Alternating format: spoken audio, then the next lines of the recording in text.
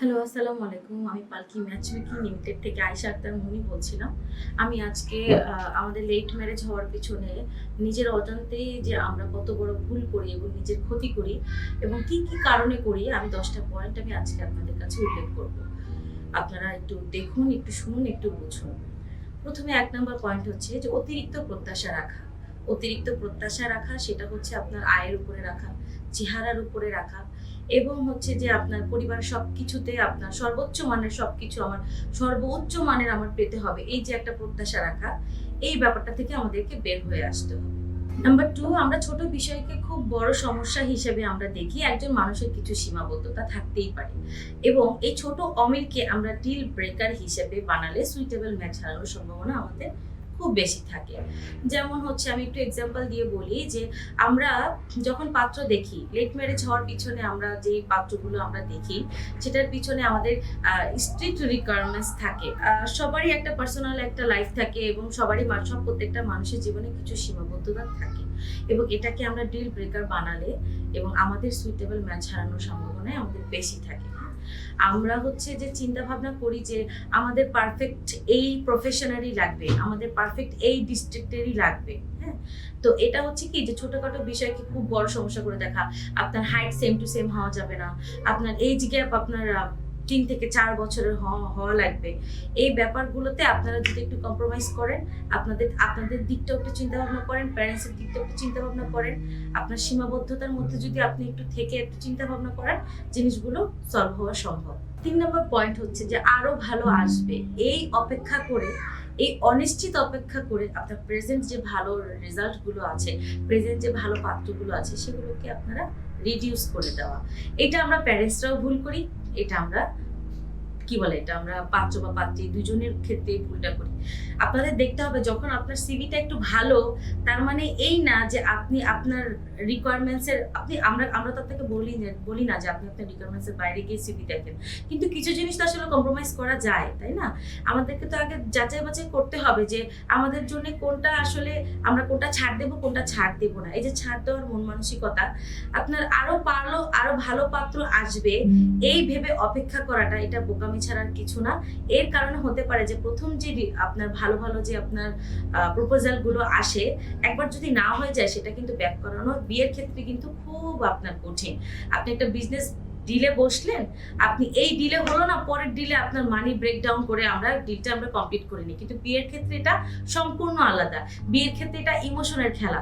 আপনি এখানে একবার না করে দিলে সেকেন্ড টাইম আপনার এটা কিন্তু পজিটিভ আনতে আপনাদেরও যেমন কঠিন হয়, আপনাদের জন্য এই কাজটা করতে আমাদেরও কঠিন হয়। তো এটাতে আপনার 50-50 না, একদম আপনার 90-10% চান্সেস থাকে যে আপনি এই ব্যাপারটাগুলোতে যদি একটু খেয়াল রাখেন, এটা আপনার জন্য ভালো হবে, আমাদের জন্য ভালো হবে। ৪ নাম্বার পয়েন্ট হচ্ছে আমাদের ডিসিশন নিতে অতিরিক্ত দেরি করা। আমরা একটা ম্যাচ মেকিং করাতে আমাদের খুব সময় লাগে, জানেন? আমরা চিন্তা ভাবনা করে ম্যাচ মেকিং করে অনেক নেগেটিভ পজিটিভের পরে একটা মিটিং বসাই। মিটিংটা হচ্ছে আপনার কিছু ক্লায়েন্টের ক্ষেত্রে আপনার ফার্স্ট সিভিতে আপনার মিটিং হয়ে যায়। তো যখন এই ক্লায়েন্টগুলো মিটিং হবার পরে চিন্তা ভাবনা করে যে এটা তো এই কয়দিনের মধ্যে হয়ে গেল, আমরা আরো দেখি আমাদের হাতে আরো সময় আছে। এই যে আপনি ডিসিশনটা নিলেন না, এই যে আপনি চিন্তা ভাবনাটা করলেন যে ওনাদেরকে পোস্টপোন করে রাখলেন, এতে কিন্তু আপনার অপোজিট ভালো যে প্রপোজালটা আপনাদের সাথে মিটিং এ বসছে, এটা কিন্তু আগ্রহ আপনাদের উপর হারিয়ে যাবে। এই ব্যাপারগুলো যদি আপনি কন্টিনিউয়াসলি করতে থাকেন, শেষে গিয়ে আপনার যে একটা টাইম লিমিটেশন থাকে, সেই টাইম লিমিটেশনের মধ্যে আপনি কোনো ভালো ছেলে পাওয়ার সম্ভাবনা আমাদের কাছে থাকে না। তখন আপনাদের কমপ্লেন থাকে যে আগে তো এত ভালো দেখিয়েছেন, এখন কেন হচ্ছে যে এরকম আসতেছে? এটা আপনাদের ভুল, এটা আমাদের না। এই ব্যাপারগুলোতে আপনাদের খেয়াল রাখতে হবে। নাম্বার ৫, নিজের প্রায়োরিটি পরিষ্কার না রাখা। যদিও এটা সবার ১ নম্বরে থাকা উচিত ছিল। আগে বিয়ের ক্ষেত্রে নিজেকে আগে জানতে হবে। না জেনে আমাদের কাছে আসলে হবে না যে আমাদের জন্য কোনটা বেটার। আপু আপনি বলেন, আপনি বিয়ে করবেন, আমি না।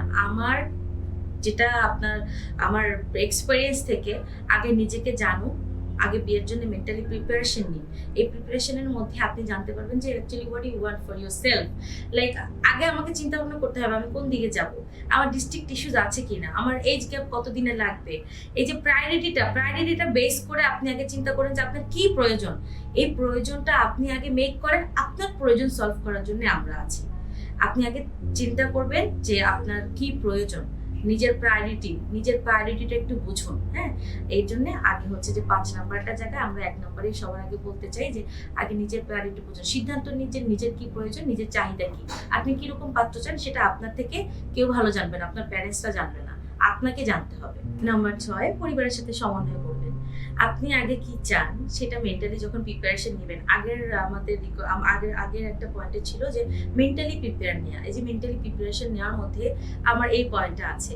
আপনি আগে আপনার প্যারেন্টসের সাথে সুন্দর করে কথা বলে একটু দেখুন যে ওনারাও কি চায়, এটাও জানা উচিত। হ্যাঁ, আমি একটা জায়গায় স্ট্রিক্ট থাকলাম, আপনারা 3 জন মিলে যখন এক জায়গায় বসবেন তখন দেখবেন যে আপনারা আমাদের কাছে আসার আগে আপনাদের সুন্দর একটা ক্রাইটেরিয়া তৈরি হয়ে গেছে যে actually what you want for yourself.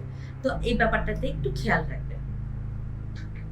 Number 7, অতীতের অভিজ্ঞতার প্রভাব। এক্সপেরিয়েন্স খারাপও হতে পারে, এক্সপেরিয়েন্স ভালো হতে পারে। তো আপনি যদি আপনার লাইফের একটা খারাপ এক্সপেরিয়েন্স আপনি ওটা ধরে রাখেন মনে, আপনি কিন্তু কখনো সামনে আগাতে পারবেন না। যেমন এক্সপেরিয়েন্সের ক্ষেত্রে বলা হয় কি যে অনেক লেট ম্যারেজের ক্ষেত্রে যে ধরেন রিলেশনশিপ থাকে, অনেকেরই তো থাকে, থাকারই কথা আসলে। তো এটা ইটস এ নর্মাল, যেটা আপনার নষ্ট হয়ে গেছে সেটা তো আমি ক্যারি করবো না, এটা তো আমার নিজের জন্য খারাপ, তাই না?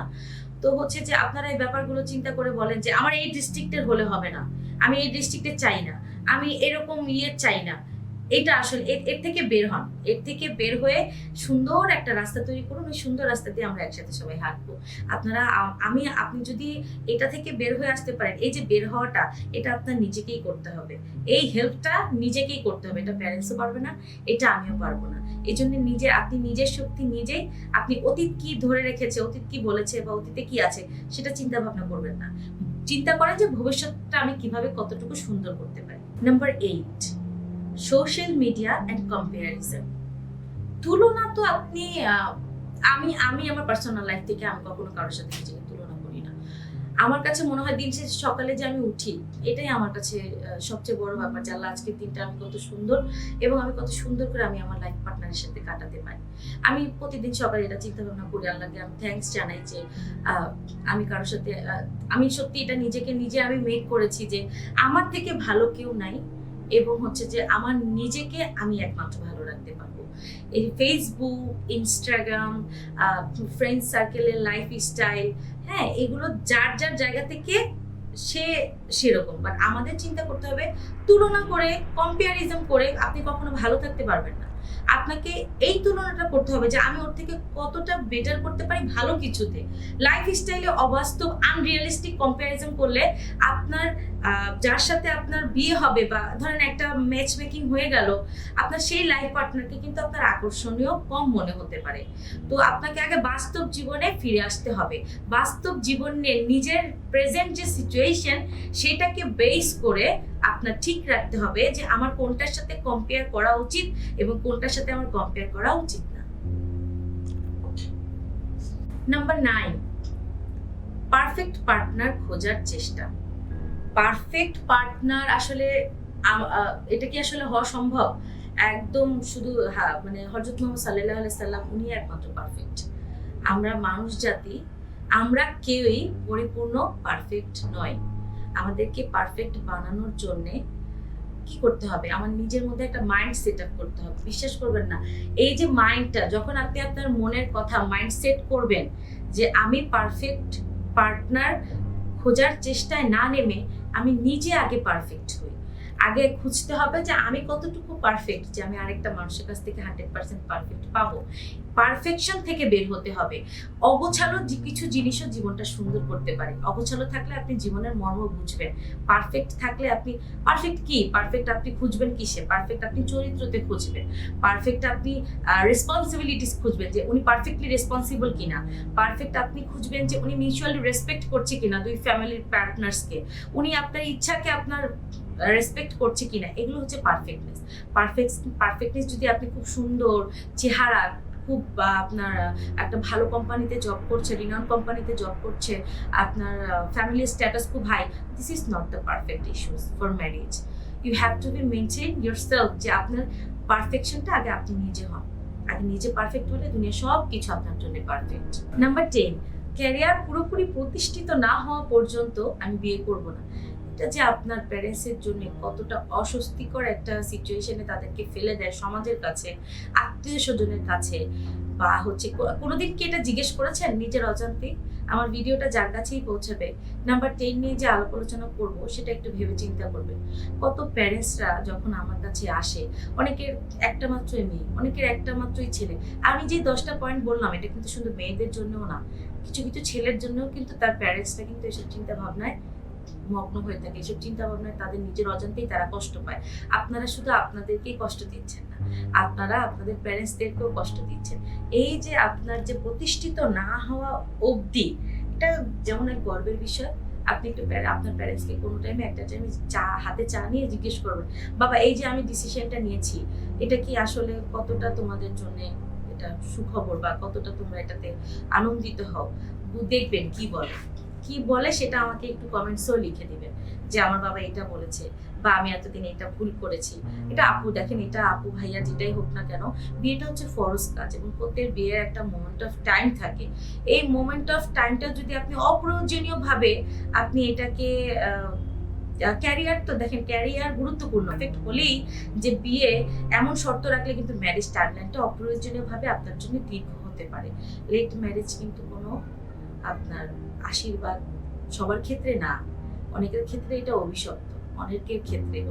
প্যারেন্টসরা যখন আমার কাছে এসে বলে, আপনার তাদের চোখ দিয়ে কিন্তু পানি বের হয়ে যায়। তো আপনারা এই জিনিসগুলো আপনারা একটু খেয়াল রাখবেন, এবং সবকিছুর জন্য আমাদের এখানে কাউন্সিলিংও করা হয়।